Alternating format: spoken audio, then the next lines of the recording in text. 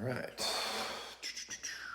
All right, live from the garage, guys. Just got done doing a little kind of a late night workout. Well, not too late. It's about 7 p.m. So anyway, thought I'd check in, see how you guys are doing. I guess I've got some things that are going good, some good news and some interesting stuff. So if you have any questions, just shoot them in the chat and I'll do my best to try and answer those. I've got, I'm always ranting about, I'm always chatting about things. So we'll see what transpires on this particular live here. So for some reason, it seems like it takes a good minute or so for people to kind of get in. So I guess this is kind of dead air time. So I'll just kind of cruise around. We got the first person here. Looks like we got Tracy. Tracy, hi from Corpus Christi. And hey, Dr. Baker from Not that Anna, okay. Ray Martinez says Long Island, New York, coming in there. So it's pretty late in New York. It's probably 10:30 at night or something like that. Love your work, says Mariusz Sokolowski. Sounds like maybe a Polish name if I'm not mistaken. So, well, I appreciate it. Yeah. So, just I guess. What was I going to tell you guys personally? So some of you guys know I've had a little bit of a neck injury from jiu-jitsu. Went to go see just an orthopedic spine surgeon, just in case things don't heal up as they should. There's procedures that potentially could be done, and so I just got done working out. So I'm obviously not totally debilitated, but there is quite a bit of pain radiating into the right arm. It's secondary to what I'm sure is a disc issue. Lost connection. So what's going on with this? Yeah, okay. So sorry, I lost the connection. My for some reason, I don't know. I'm on Starlink. Maybe you guys have some insight on this, but the last 2 days, it's been like just kind of fritzing out on me, and so I just switched over to the cellular network out here. It's unfortunate because I need the Wi-Fi for all the stuff I do. But anyway, the neck, 6 weeks ago, so tomorrow will be 6 weeks since I kind of had an injury. It's still been kind of bugging me. Usually, most of the time, these disc herniations resolve 8 to 12 weeks. So we'll see. So I said I'd reassess at 12 weeks, get an MRI to see the location of the disc herniation. That kind of dictates what you can do. X-rays, which is good. I got no arthritis in my neck. My neck looks really nice. I got a lot of nice disc space in there, so that was good to see, even though I'm getting close to 60 now. So good about that. Good news on the good news front. What was I going to say? There's a couple good news things. One is, with the company Revero, we now have well over 1,000 people on our waiting list, which is just phenomenal. I mean, it's just. You guys hear me all the time, damn near every day like a broken record, talking about how our healthcare system is broken, how we no longer, or we probably never did, in fact, or we haven't, or barely did, or we used to maybe a little, actually strove for disease, to actually, treated the root cause. Now it's just symptom. Here's a pill, here's a pill, here's a pill. When's the next pill coming out type of thing? And that's been the pharma model, which kind of drives healthcare and has driven healthcare for, many decades now. And we're going to go back to, hey, let's see what we can do to maybe, like, you get a disease, diabetes, arthritis, whatever it is. Can we actually, take that condition away from you? Can we reverse it? Can we cure it if possible? I think that's where the focus should be. I mean, the pharmaceutical industry knows, and they've done the analysis. It is not a viable business model to cure disease. It just isn't. You go out of business if you cure disease, and I think that's, as sort of obvious as that sounds, people are still shocked when the reality plays out that these companies are not in there to cure their diseases. They are there to keep you medicated for the rest of your life, and they're legally bound, I guess, to do that, to make money for the shareholders. So. But on the good front, so Revero has now well over 1,000 people on its waiting list. And why is that significant? Well, because what it says to me is that people feel like I do. They are tired of getting the runaround. They're tired of just, here's another pill, let's go get another test, this specialist, that specialist, no one actually treating really the obvious stuff. Somebody asked me the other day, how do you treat chronic kidney disease? Well, I said, step one, stop poisoning your damn kidneys, right? Stop poison your kidneys with crappy food. I mean, that's easy. I mean, it's so obvious. Not a second word for every single person, but if you don't even try that, because it's never even tried, we just like, well, let's put you on a diuretic, or let's, do some other sort of, antihypertensive drug or something like that. It's just, it's just the wrong approach. So anyway, I'm excited about that. 1,000 people, which indicates a strong desire to be part of that. And these first 1,000 people are going to be, kind of the early adopters, the trendsetters, the go-getters, the people that will sort of help to change the entire healthcare narrative, the entire healthcare landscape.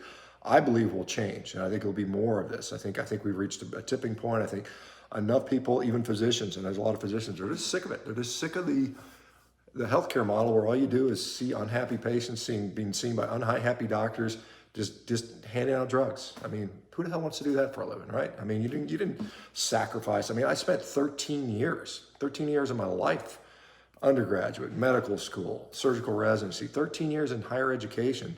And then the net effect is, I mean, obviously as a surgeon, so I operate on people, but at the same time, it's not the right way to go, for most people, for anything. All right, so let me go answer some of these questions here.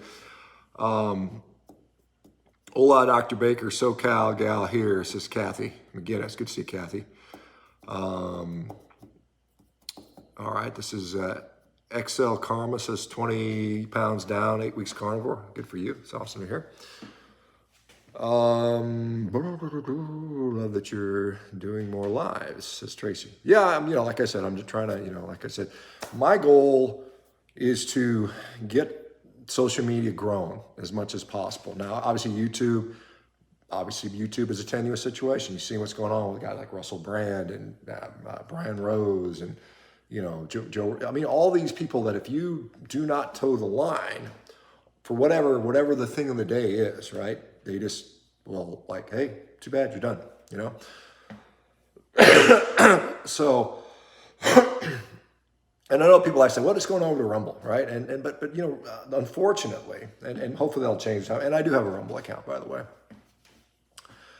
And, I try to post videos on there, and 80% of the time the video won't upload. So it's very frustrating. Technologically, it's very frustrating. It's smaller. The traffic there is a fraction of what it is on YouTube and some of these other things. I mean, at least X, formerly Twitter, has a fairly technically well-run site. I'm not sure what's going on with the Rumble stuff, but regardless, I mean, so because I've said this before, winners and losers are chosen, and they're chosen by the masses, and so you guys collectively with your voices can choose who's going to win. Who is going to win, and when it's all said and done. And how do you do that? Well, it's largely, I kind of say, well, you should vote for your favorite politician. Kind of like and I know a lot of people are like, well, does that make a difference or not? Am I really making an effect? Yeah, I still think it's worth doing, but I mean, you vote in many, many ways. Every time you go to the store and purchase something, every time you give somebody your time, giving your time to me like this is, and I appreciate this, you are sort of helping select me for greater success. And, like I said, so find the people that you want to be successful. If you feel what they are doing is valuable to you, aligns with your beliefs, is valuable to society, and then support them. I talked about, when you interact on YouTube videos, or you comment, or you watch the god awful ads. I mean, I know there's ads that come up there, and it's like, God damn, another stupid ad. I know some of you guys pay for premium so you don't have ads, but I mean, like I said, that's somehow the algorithms that they use that ad attention span. So what I'll do is I'll just turn it, put the ad on, and I'll let it run, and I won't even pay attention. I'll just whatever. And then when it starts, maybe I'll just I want to watch this video in 3 minutes. I'll let the ads run out at the beginning, and then I'll do that, or something like that. I mean, that tells YouTube that channel is valuable and it makes money for them. And as I said before, everybody is responsive to greed and avarice. If they're going to make more money, then they're like, okay, we'll do these types of things to a point. I mean, it's all a calculation. How much money can I make off of this or that? So anyway, all right, let me go answer some questions here. Scotty C says, steak since July 22nd, strength training for the last year, and I've never felt better. It's amazing how good you can feel when losing inflammation. Thank you for praying for your recovery. Oh, thanks, man. Yeah, appreciate it. Yeah, that's true. It does help with inflammation tremendously. Now, case in point, I've got this neck injury, and I was in, some of you guys saw I was overseas in Greece, and we flew through Rome.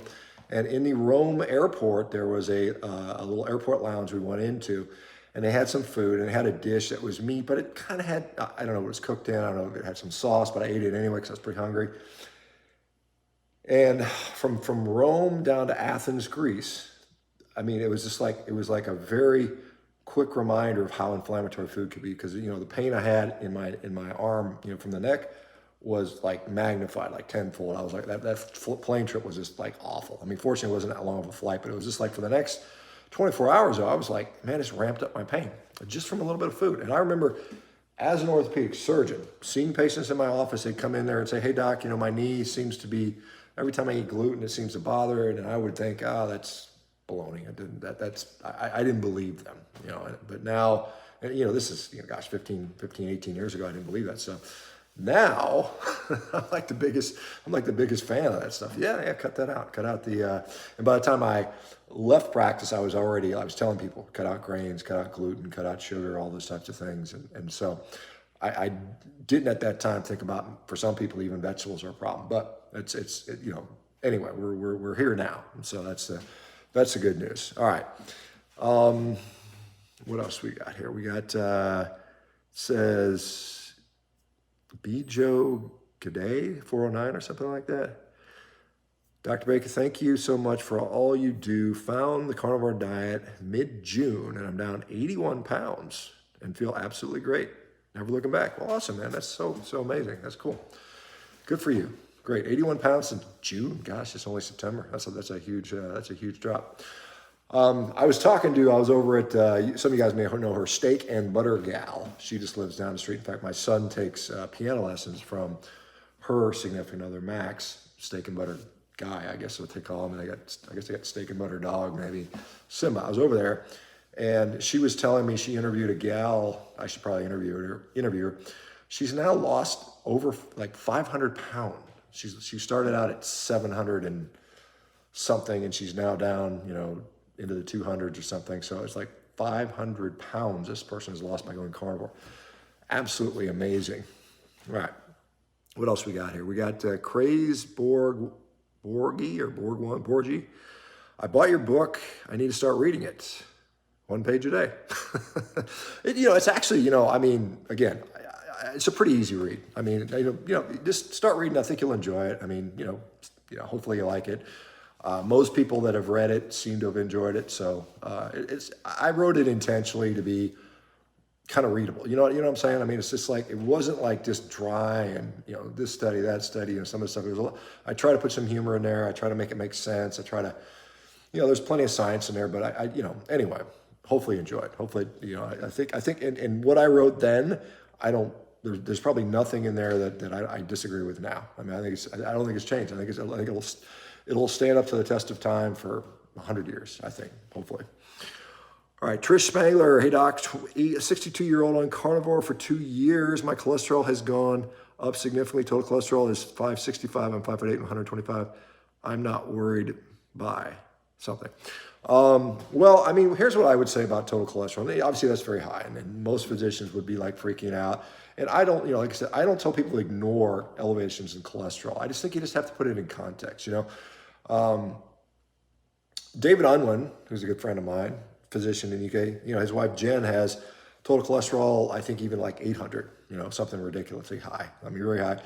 0 coronary arterial calcium scans, 0 evidence of cardiovascular disease.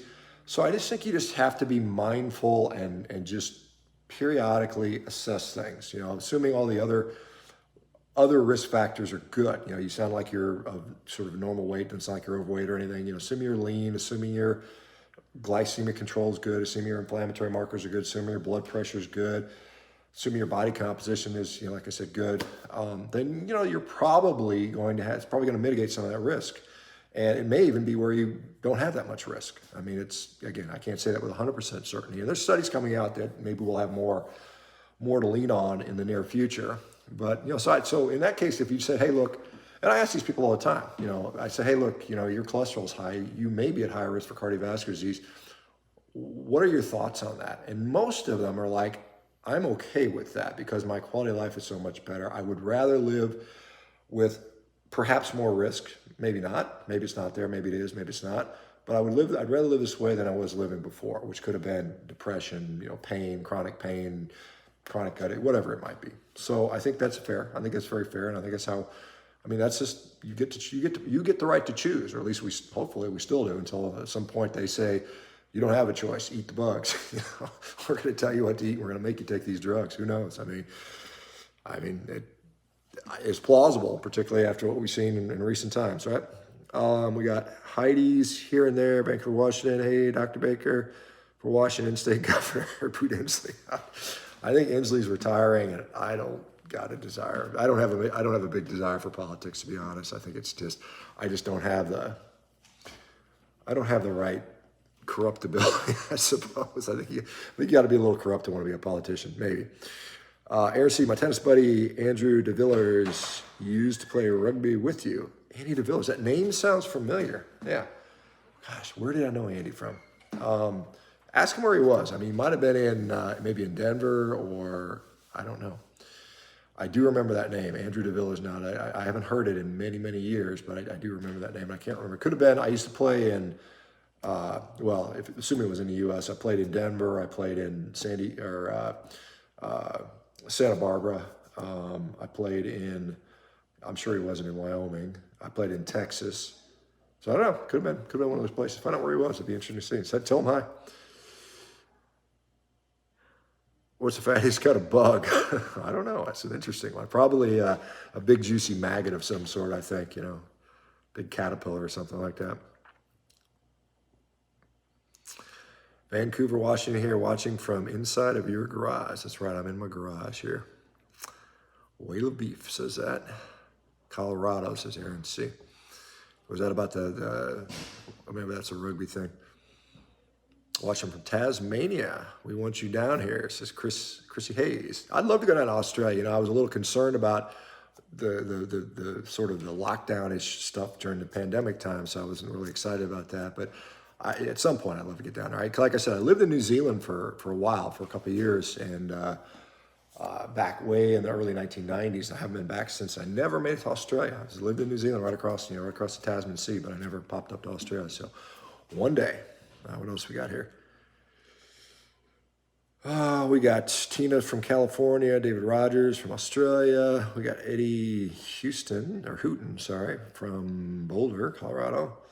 Support ranchers, eat a steak, says Charles Rohr. Yeah, absolutely. Eat a steak, eat two steaks, man. All right, we got Adam Jones saying, hey, Shawn, in month two of carnivore, but still dealing with hunger and fatigue. I'm 28, 240 pounds, and I eat around 3 pounds of meat a day. Do I just need to increase amount and drink more water? I can't say 100% for sure. And I'll just put this out there. I do consultations. If you need like a detailed discussion, go to I think there's a link in the bio, just book a consult with me. It's like 30 minutes. But what I would say in general is, you're 240 pounds. I don't know what your goal weight is. Maybe you're, if you're trying to lose weight, trying to gain weight, depends. I think I'm just weighed myself. I was 255 tonight. But so that for me, 3 pounds I'm losing weight at 3 pounds at 255. And so you may need to eat a little bit more. That certainly is worth trying, if you're still fatigued. And again, you said you're in month 2, so I assume that means, I don't know if that means you're in your second month, so you're 4, 5, 6 weeks in, or you've completed 2 months and now you're in your third month. But usually the transition period is typically up to 8 weeks, some people a little longer. So often it's, making sure you're eating a little more, making sure you're getting adequate amounts of fat, making sure, you don't have to be gorging on sticks of butter or eating tons of fat, but you just have to have enough. And then hydration and electrolytes are important, depending on how your sleep is. How's your sleep? If your sleep's not good, you're going to be tired. So there's several variables out there. And why would your sleep be interrupted? Well, some people just, they get so wired up on energy they can't sleep. But one of the things that I find is that people that eat late, it tends to interfere with their sleep just because you got to get up to go to the bathroom. All that protein, particularly if you're eating a big old steak at bedtime or, a couple hours before bedtime, all that protein has to be, it gets broken down over time. And then that nitrogen that's released, the excess nitrogen has to be gotten rid of. And usually we end up having to get up to urinate. And if you get up in the middle of the night to pee, you're just not going to sleep as good. If you don't sleep as good, you're tired. And then it's a vicious cycle. Then it messes with your appetite. You become more insulin resistant, on and on and on. All right. Salty Texas Ranger. Thanks, Doc. I've lost over 60 pounds since May 5th from the knowledge you've given me. Well, awesome, man. That's cool. Salty Texas Ranger. 60 pounds since May. That's pretty good. That's what is that? What are we? So we're in the 9th month, so 5th, so 4 months. Yeah, 15 pounds a month. Good job. All right. Here is it says $19.99 question from RM Hindu, I think. Dr. Baker, Auburn, Alabama. My ferritin level was 600, normal is 400. Should I be concerned with iron overload on carnivore diet? I eat mostly red meat. Yeah, I mean, that's a great question. So again, there's a couple things that I don't know and things I would sort of try to figure out. One is, what direction is it going? Is it going up? Is it going down? If it's the only time you've ever assessed it, we don't know if it was 100 before or 1,000 before. So the directionality matters for this. The other thing, and you said you eat mostly red meat. One of the things high ferritin levels often associated is often considered a sort of a secondary marker of inflammatory conditions, right? And so what I typically see is even when people that have something called familial hemochromatosis, where they just genetically tend to accumulate iron, that iron is basically, the way we handle iron in the body is almost all about how we absorb it, right? And, particularly as males. Females, they have a menstrual cycle, so they lose a little bit of blood every month, so they can, they kind of lose a little bit. That's why men are often told, hey, if you got high iron, you might want to consider phlebotomy, having a blood donation occasionally. But because our iron, we don't have good ways to get rid of it, particularly as males, and we just don't have good iron offload opportunities outside of regularly bleeding. You go there and, get like beat up or something like that, you bleed a little bit, but assuming that's not going on. So what happens is we regulate how much we absorb, right? And what is dictating how much we absorb? Well, first of all, if you're not eating any, you're not going to absorb any, but red meat is obviously a very good source of iron, and it's a very good source of bioavailable iron, heme iron. Heme iron is much better than non-heme iron. So you got this really good, wonderful iron that your body needs that has a lot of important roles, but if we absorb too much of it, then it becomes a problem, right? So what happens, it can deposit in the liver, deposit in the pancreas and other organs, and then lead to issues. So what I typically see is that people that tend to accumulate iron tend to also have a general sort of insulin resistance, metabolic syndrome, or something like that. Tend to be maybe they're a little overweight or whatever. And why is that important? Because we know that there's a hormone called hepcidin. Hepcidin is secreted by the liver, and what it does is it tells the cells lining our gut to absorb or not, whether to absorb iron or not, right? So when the hepcidin levels are appropriate, we absorb the amount of iron we need. When the hepcidin levels are inappropriate, then we overabsorb iron. And why would the hepcidin levels be inappropriate? Well, one thing, interestingly enough, hepcidin is responsive to insulin levels. So when our insulin levels are out of whack, i.e. because we're insulin resistant or hyperinsulinemic, then our hepcidin levels are out of whack, and then our iron absorption is out of whack. So how do you fix that? Well, you fix the insulin resistance. So you lean out, you lose the excess fat, you improve your insulin, your insulin system. So it's exercise, it's all the things that help you better sleep, all the things that help you improve insulin resistance generally help you to improve iron handling. So that's how I put this. So number one, I don't know the direction, if it's high, low, relative to what it was before. And number two, I don't know anything about your health. So if you are still got weight to lose, you're still on your journey. If you're like ripped and in shape and like super fit, and then you're still having iron problems, then there might be something else going on. But assuming you still got a little weight to lose, or you're not where you need to be, focus on that. The iron will probably follow in that direction. Okay, hopefully that's helpful. Thanks for the little question there. All right, so I guess maybe you guys know I think it's called a super chat, where you like put in a whatever, a dollar amount it puts your question to the front of the line in case I don't get to it. So that's just how that works, apparently. All right, watching from Jamestown, California. I don't know where Jamestown, California is. Jamestown, California, or CA? Is that California? Or is it Canada? I don't know. I mean, I know it's CA is California in the U.S., but I don't know if there's an abbreviation for Canada. I mean, I was just Jamestown, Virginia, but let's see.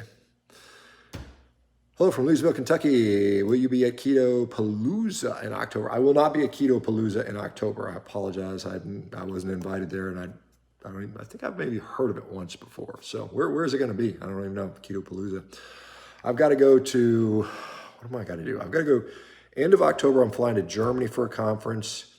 And then in November 11th, I'm flying down to Ocala, Florida I'm on a panel of like food freedom, sovereignty. It's kind of like wrapped into like some of this COVID stuff. There's somebody like Dr. Robert Malone and some of these other people going to be there. But I'm going to be there as like the meat guy. Me and Brooke Miller and some other ranchers and stuff like that are going to be talking about, food supply and ensuring that. So I'll be there in mid-November. And then late November, I'm actually going to be in Egypt, which will be kind of interesting, go doing that. And then I haven't really set up 2024. I know I've got one conference I'm a keynote speaker of in like the fall of 2024. That's so far off, I'm not even thinking about it. I'm speaking in India online, actually, at the end of this month in October. There may be some other trips, but I mean, like I said, I get, it's like, I like being home a little bit sometimes. It's tough to to be all gone so much. All right. Tracy, why are so many advising us to watch calories now? Tracy, I don't know, as far as, I don't have a concept of what everybody's watching, and what I've said, if you read my book, I mean, calories do have a role. I mean, they do. I mean, you just can't deny that. I mean, I know a lot of people say calories don't matter and blah, blah, blah. And, it's certainly plausible, and I see it. You can go from eating more calories, literally more calories on a standard American diet, or less calories on a standard American diet, and eat more calories on a carnivore diet and actually lose weight. That does occur, right? So a lot of people will interpret that to say, well, calories don't matter because I actually ate more and I lost weight. Well, there's physiologic things that are happening. One, you're eating more protein probably. Protein has a higher thermic effect. Number two, perhaps there's something to the carbohydrate insulin model hypothesis where fat rather than carbohydrate are, there's some sort of metabolic advantage there. There are thoughts around, Mike Eves likes to talk about mass effect, rather than calories. But ultimately, like for me, I've been doing a carnivore diet I'll be soon be going into my 8th year. And I effectively the same thing, day in and day out. I eat steak, more steaks. Sometimes I'll have some eggs. Once in a while I'll have a piece of fish. Occasionally I have a little bit of dairy. But I've been eating the same thing for years now. And at this point, my body is used to it. I mean, I'm not going to be like suddenly going from low protein to high protein. I'm pretty consistent with that. And in order for me to either lose some body fat, lose weight, or gain muscle or gain body fat, I need to either eat more or eat less. So the calories are still relevant, right? It's still a deal. It's just that when you go, but again, nutritional quality is incredibly important. Going from a standard American donuts and ice cream diet to a carnivore diet, so much physiology happens. I mean, there's shifts in your microbiome, there's shifts in gut permeability, there's shifts in, the metabolic pathways and enzyme production. So all those things change. So yeah, you're gonna have a different net effect, and that's gonna persist for a while, and you're in a weight loss phase. But once you kind of equilibrate, once you've been doing this for years, you have to say, okay, what else can I do? Can you go any lower on zero carb than zero carb? No, you can't. So what else are you gonna do at this point? Exercise more? Yeah, you can do that. Maybe you, and the other thing is, as you lose weight, remember, if you go from 250 pounds to 175 pounds, you just need more food. You need less food at that point, right? Your body physically needs less food. So sometimes you just have to say, okay, I don't eat as much food now as I used to. So there's reasons for that. Okay, and I've basically said that a lot. Like I said, if anybody reads my book and you read the chapter on weight loss, the first thing I said is, I really hate to talk about weight loss because it's so contentious and everybody fights and they, and I'm like, I don't really know. I mean, because I don't know. I'll be the first person to say I don't know everything. What I will say is I know that a lot of people lose weight on carnivore, and I can speculate as to why that might be. But to say like I definitely know what's happening in every single person and why it's happening, then I would be lying, right? And I try to I'm probably one of the world's greatest advocates for the carnivore diet, but I'm probably one of the least zealot-like, if that makes sense to you guys. I mean, I think it's a great tool. I think people should not demonize it or criticize it, or actually criticize it, but at least it shouldn't be like no one should do this dangerous diet. I mean, that's ridiculous. But what I will say is that it helps a hell of a lot of people. And why the hell not? Why not help people, right? Why not at least, whether they do it for 3 months, 6 months, or 30 years, I don't care. If they want to do it for 6 months, lose all the weight, get off their meds, solve the problem, change their relationship with food, and then go back to eating, something a little less stringent. That's great. I think that's a win, right? So I mean, this is the way I look at things here, and so it's because I always see people online and are just like hardcore. Oh my God, you looked at a grape, how dare you, right? And I'm just like, why, it doesn't, I don't know. It's kind of like when carnivore first came out and it started getting some notoriety in the news, who did they want to talk to? They wanted to talk to the freaks, right? They wanted to talk to people that were, mainlining raw brains and stuff like that, because that's what they wanted to portray it as. They want to portray you as a weirdo, extremist freak. But if I'm saying, hey, just eat some bacon and eggs and have a hamburger, that's not exciting enough. That's not creepy enough. That's not, sensational enough. So they want to downplay that. They want to downplay the fact that this is very easy to do. And it's going to be very reasonable for most people. They want to tell. That's why when these people out here telling everybody you got to eat testicles and liver kings and testicle kings, and there's a testicle king. I mean, it's ridiculous, right? So you won't hear me doing that stuff. I usually kind of just shake my head and go, it's like you're watching a monster. You're like, did I help create this monster? But anyway, I'm still. I really, my position has changed minimally since I've been doing this, because I think, the people that I learned this from, and I fully give those guys credit. I talked to many times the folks at Zeroing In on Health, Charles Washington, Kelly Hogan. I mean, they'd done it 10 years before I was even knew what this stuff was, and they were like, look, this is what works.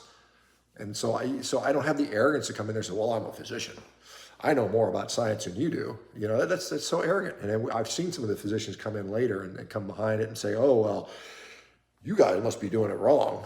Well, we'll ignore the fact that you reversed all your diseases. You need to do it this way. You need to do it my way. And then, of course, buy my supplements and all that stuff. The usual stuff. You see this is what always pains me, is you see these guys that, I mean, it's intentional in a lot of ways. They'll come in there with kind of good guy advice. Hey, you need to stop eating processed food. It's bad for you. The drug companies are bad. Those guys are bad. I'm on your side. And then they turn around and start fleecing you for a bunch of crappy worthless supplements. I always hate when that happens. It just always, anyway. All right, what else we got here, guys? Let's see. Let's answer a few more questions. All right, Sabrina says, Tuckfield, I've suffered constant dizziness for the last 29 years. Doctors can't find a cause. Recent labs look good. Iron and D are a little under. I'm not sure what D is. Or vitamin D, maybe. Been doing carnivore for a couple of years. Any suggestions? Gosh, it's hard. I wish I could tell you more. I'm just trying to think what, like I said, I don't know enough about what else is going on. I mean, what's your sleep like, your exercise capacity, are you at a goal weight? What other health issues do we know that you have? All those things come into mind. I mean, obviously with dizziness, I'm sure they worked up your inner ear and I'm sure you've had MRIs of your brain and all that stuff. So I can't say for sure. Let me go on to this other question here. It says, low carb, low drama, A39. I'm not sure what the A stands for. That's probably like some foreign currency, I'm guessing. But anyway, an obese, grumpy looking guy next to me had 2 bananas, 6 thick pineapple slices, and a bowl of papaya, looked at my plate with 4 eggs, ham, bacon, steak, and cheese, and warned me I become diabetic, seriously. Well, I mean, yeah, I mean, that is the collective consciousness. That is a problem. And that is a real problem. It's not, it's not that this guy's a bad guy or anything. Like, he's just repeating what he's heard, right? And this is, I mean, I would have thought that 10 years ago or 15 years ago, whenever it would have been before I figured this stuff out, that's not really the deal. Yeah, I mean, there's conflicting information all over the place, right? We all see that. It's a real problem. It's, like I said, that's why I always go, I'm very much a results oriented guy. I'm like, show me your results. Show me the people you've been able to help.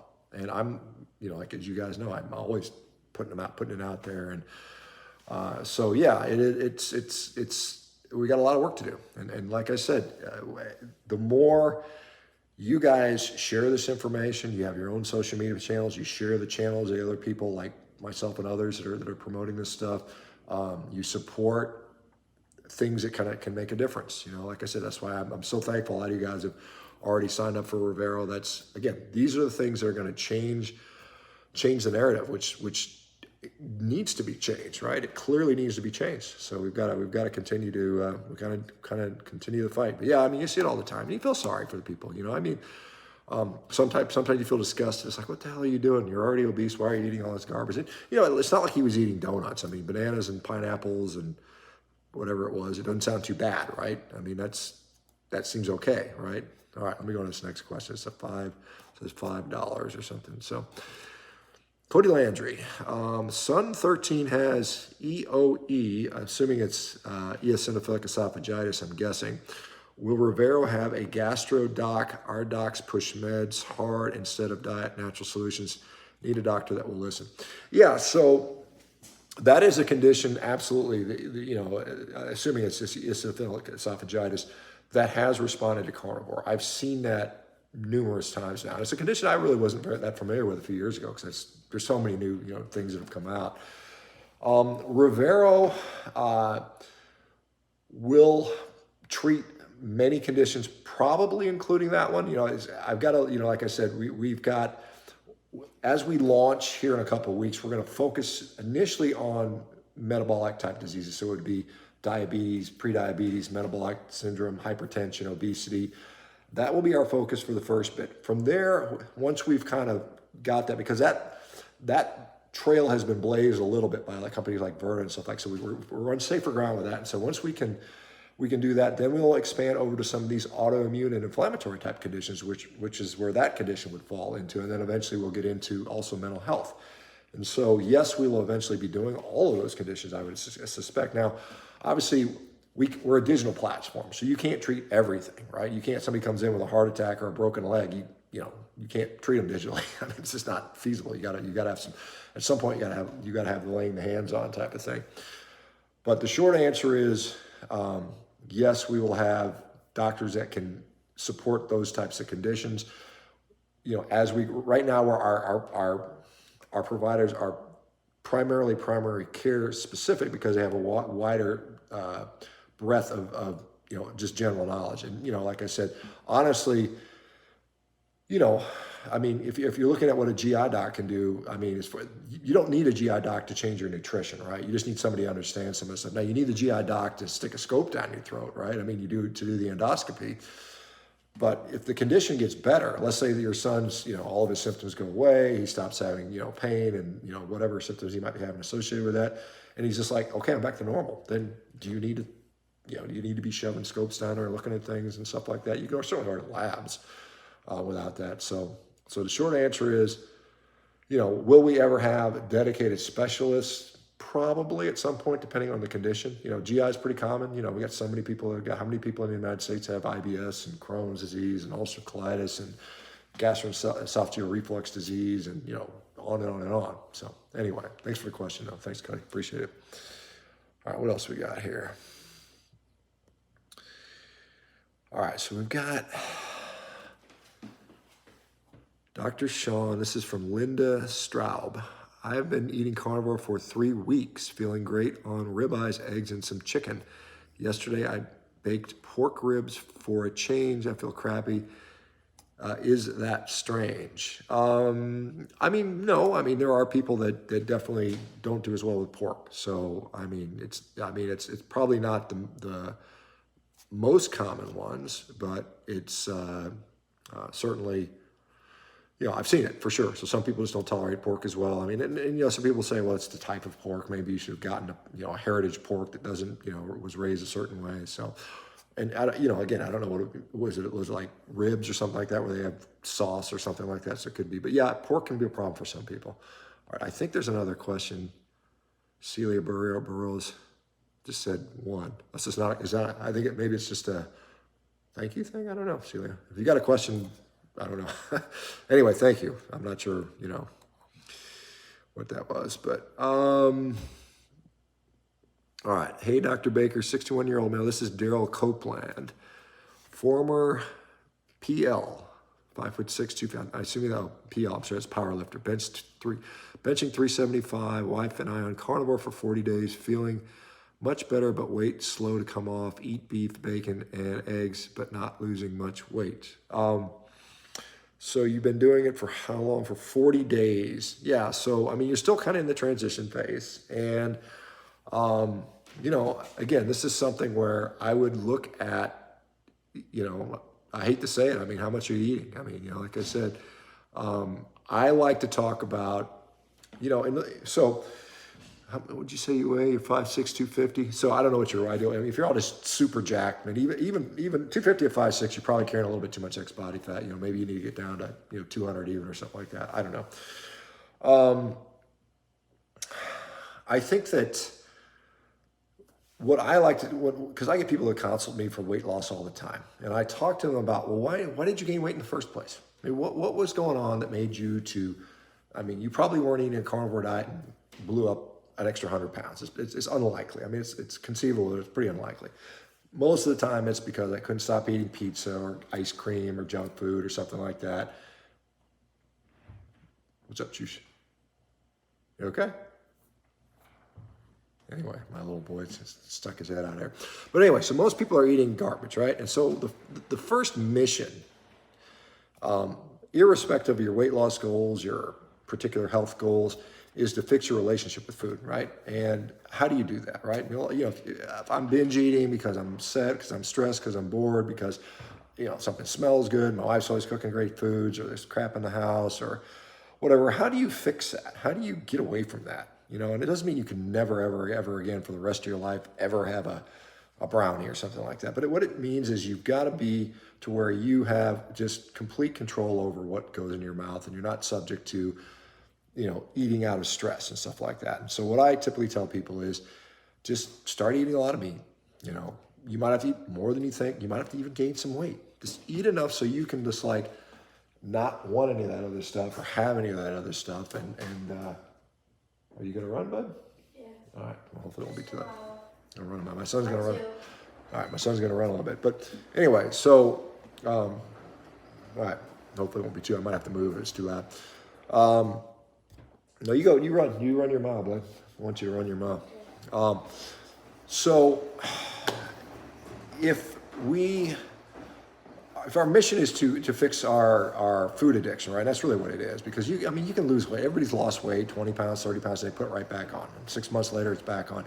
You got to change your relationship with food. How do you do that? High quality nutrition, eaten to satiety, eaten to where you don't want anything else. How much should I eat? People ask me, how much should I eat?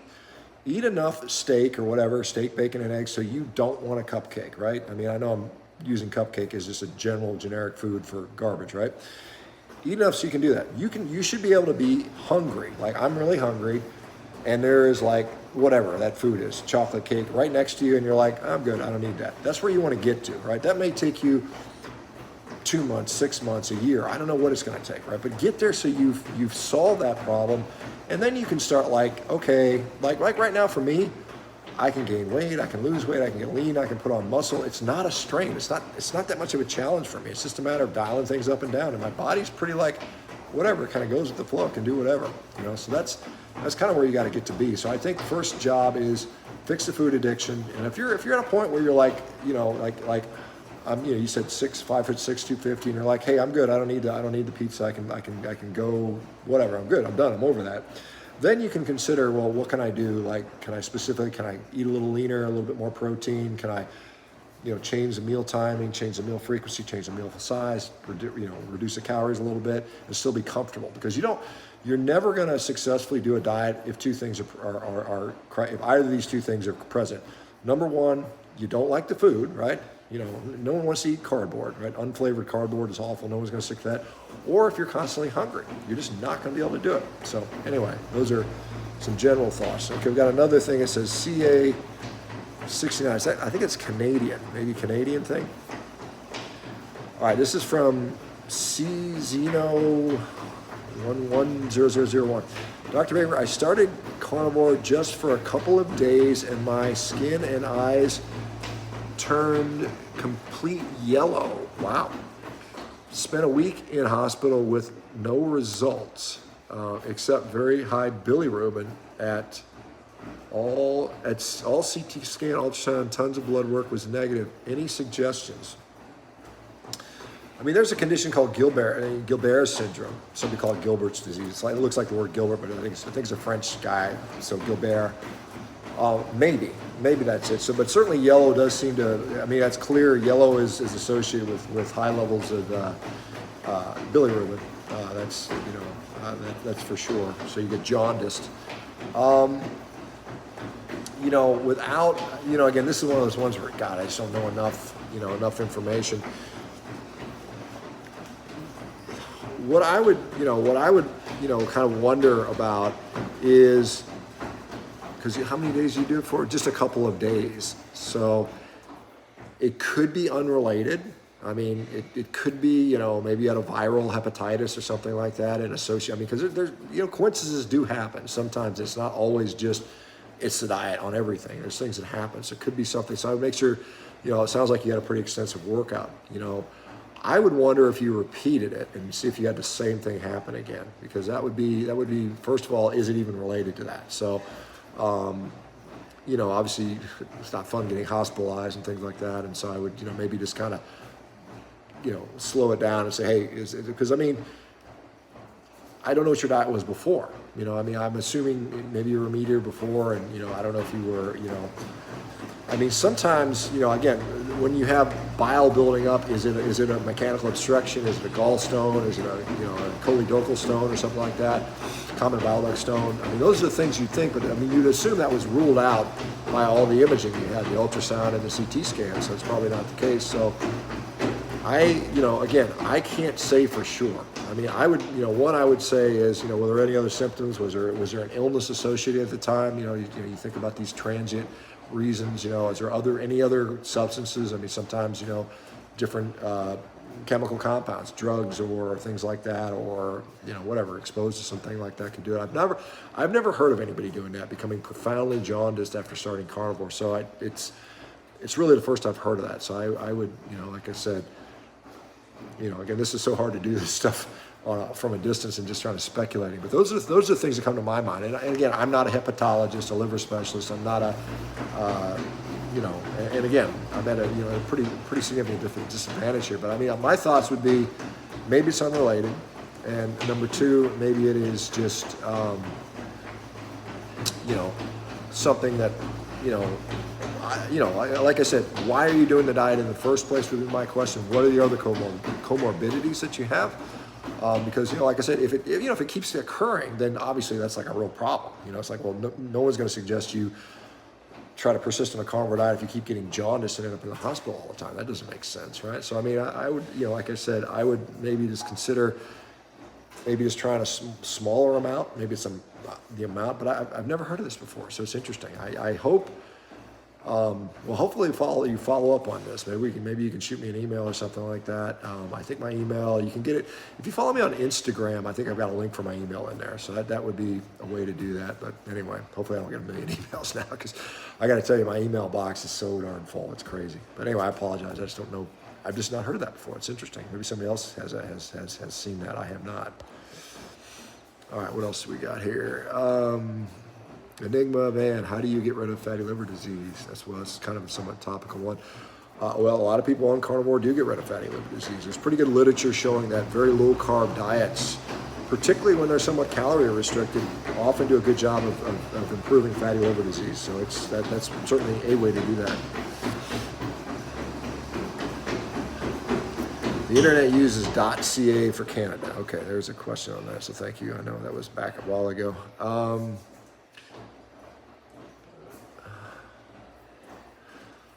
Okay, Roxanne says, I have some weight to lose. What's ideal weight for women in their 30s? 5'6", 120 to 140. I gain weight so easily.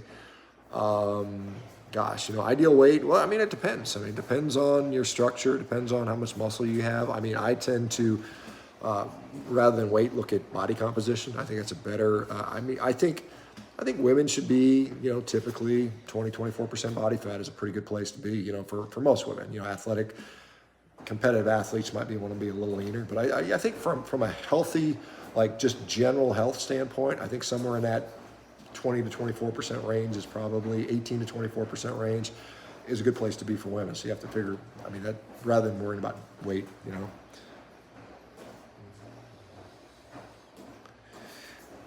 Matt Aquino wanted me to be Secretary of Defense. I don't think ever.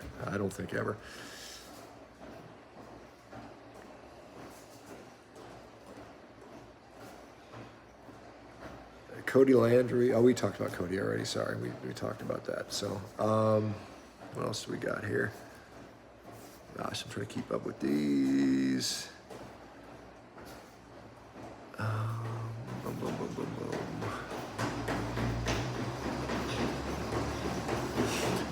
Brad Gaudet.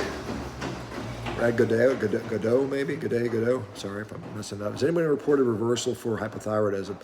Yeah, absolutely. Yeah, we've seen a lot of people, particularly Hashimoto's hypothyroidism, which is one of the more common reasons for thyroid disorders. We've got a whole bunch of them. You guys listen.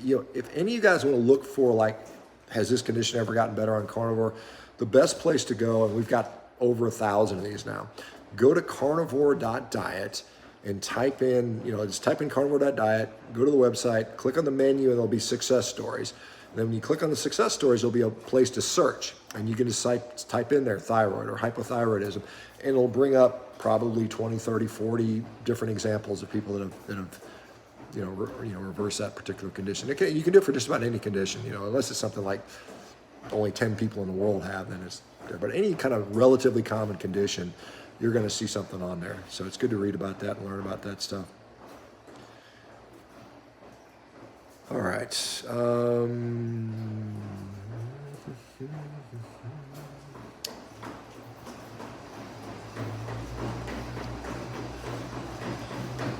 right, okay. What else do we have here? Let me go to another one of these. Pizza Man, thank you for everything you do, saving people every day. It's pretty much the same thing as telling a heroin addict to quit. Hard task. Food supply in the USA is addictive. Yeah, it really is. I mean, you think about it. It's harder in some ways. I mean, heroin is at least illegal, right? And it's hard to get. I mean, I've never tried, but I mean, I assume it's. I mean, obviously you can get it, but it's a lot easier to go to the grocery store and buy a Twinkie, right, than buy heroin, I suppose. So, I mean, number one, food is not illegal. Number two, junk food is not illegal. Number three, it's cheap. Number three, it's cheap. Number four, everybody's around you's doing it, right? So it's like, can you imagine if everybody you knew was shooting up heroin every day, it was super cheap and it was legal, and people were encouraging you, hey man, have some of this, and my grandma made it. Here's my grandma's heroin. Everybody would be heroin addicts, right? We would all be heroin addicts strung out, and the world would be a weird place. It already is. We really have that. And this is a thing. When I was in the UK lecturing last May, I was down there in Sheffield, England, and one of the lecturers said something to me which really resonated with me. And he said, all this ultra-processed food that everyone's consuming, all this junk food, let's stop calling it that. Let's call it what it really is. And we're like, what do you mean by that? And he says, this stuff is actually, these are basically recreational drugs, right? So, I mean, that's what it is. I mean, really, if you consider all this ultra-processed, junky, sugary, refined grain, crappy food that everybody's eating, if you consider that a recreational drug, it's like, okay, it makes sense because the behavior around that is exactly that, right? People are like totally like, they act like it's a drug. I mean, they do. I mean, they seek it out. Like it's addiction. What is the definition of an addiction? Addiction means you engage in a behavior that you know will harm you and you do it knowingly, right? I mean, that's basically addiction. And how many people do that? They know this junk food is bad for me, but I eat it anyway. Why do I do that? Because I'm an addict, right? All right, what else we got here? Got a couple more minutes here. I've still got about 5 minutes before I got to go, guys. All right. I've been 90% carnivore a couple of years. Only go number 2 once a week, and it's a lot. Something to be concerned with, says Pizza Mind. Most likely not. The normal frequency for human bowel movement behaviors is basically between three times a day and up to like once a week. So that's within normal range. Now if there's associated symptoms, straining, pain, hemorrhoids, hard bowel movements, then that's a different story. But if it's a normal form bowel movement, it's once a week, you're probably fine. I don't know what your bowel history before. Some people just have slow bowels. I mean, it's just the way it is. Some people just, they have issues with that. But as long as those other conditions are not present and you're just having a sort of a normal, painless bowel movement once a week, you're probably okay. All right, a couple more minutes, guys, and then we got to run here.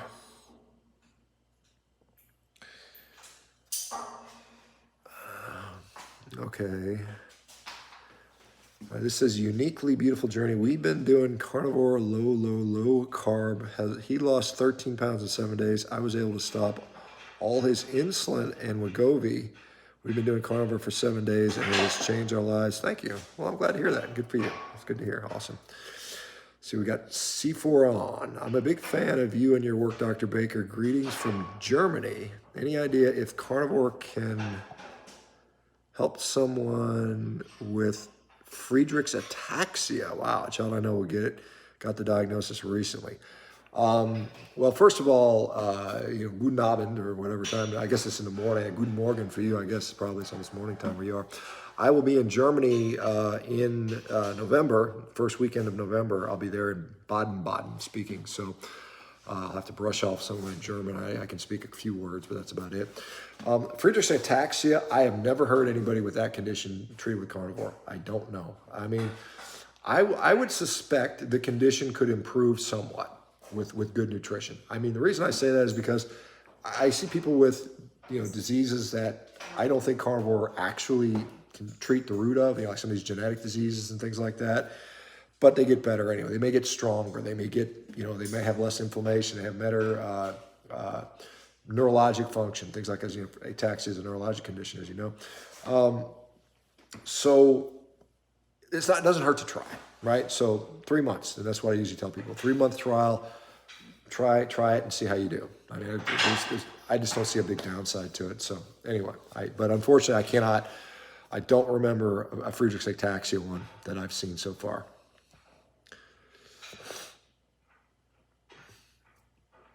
Rob Martin, how can a male in his 20s raise testosterone? Well, I mean, again, there's some nuance to this question here. So I think what the question you really want to know is, how can I improve my secondary clinical function of testosterone? That is to say, I want to put on more muscle. I want to have, better sexual function. I want to have better cognitive function, all the things that were associated with testosterone. And that may or may not directly correlate to the actual serum value, right? And so remember, just like insulin, we have insulin secretion, insulin hormone, and we also have receptors. So we have insulin sensitivity, insulin resistance. Same thing with androgens. So we have androgen sensitivity, androgen receptors. Androgen, like males have more androgens in their shoulders and traps. That's why guys have bigger shoulders and traps than women's do, right? I mean, that's just the receptor density and the receptor sensitivity has a role here. So the overall question is, how can I improve my overall testosterone function, not necessarily just up or down the number, because the number may say the same, but your androgen receptor may go up, so then you have a better effect. But the answer to that question is, how do you improve that situation? Well, one is you lift weights, or you do strength training. We know that happens. Consistent strength training will do it. The other one is get good sleep. You know, again, it's one of these just basic type of things. We also know that infrequent meal patterns can be helpful. So not eating, snacking all the time. We also know that carnitine, which you can take as a supplement, L-carnitine, has also been shown to potentially increase testosterone function. But where do you get carnitine from typically? Well, you get it from meat, and particularly red meat. Excuse me, guys. So those are some of the things out there. There's some people have talked about things like boron, and there's probably a few other supplements out there that have an impact. But I think the major things you can do is get good sleep, weight train, don't eat all the time, and then probably up your red meat intake. Those are the things I would probably focus on. All right, and see how you do. And see how you're doing with that. It's got to be consistent. All right, I'm gonna go. Gosh, it's already been an hour, guys. I think I'm gonna shut it down, guys. I appreciate it. I gotta head back in, and you guys, thanks for following on the channel. Thanks for supporting it. You know, hopefully you share this to other folks. Let's grow this movement. Grow this. To if you think this is beneficial to other people, help us grow. All right, guys. We'll talk to you soon. Take care, everybody. Bye bye.